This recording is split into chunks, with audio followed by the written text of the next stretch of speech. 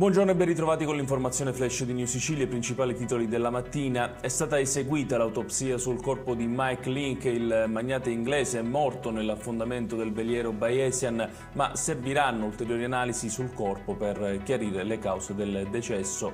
Domani mattina sarà invece effettuato l'ultimo esame autoptico sul corpo di Anna, la figlia diciottenne dello stesso Link.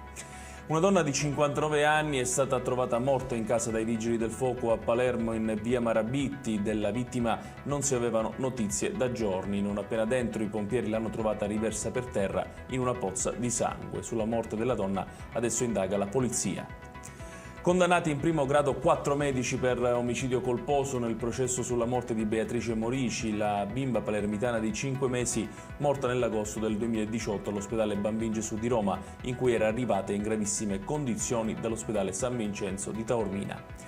Incidente mortale all'alba di oggi ad Alcamo Marina nel Trapanese. A perdere la vita un 24enne che ha perso il controllo della sua moto finendo contro un muro di contenimento. Inutile l'intervento dei sanitari. Infine lutto all'Università di Catania. È morto all'età di 61 anni il professore Giancarlo Magnano di Sallio, ordinario di Storia della Filosofia al Dipartimento di Scienze Umanistiche. A renderlo noto lo stesso Ateneo con una nota sul proprio sito. Ed è tutto per questa edizione. Tutti i dettagli su queste notizie li trovate come sempre sul nostro sito www.newsicilia.it. Grazie per averci seguito e arrivederci.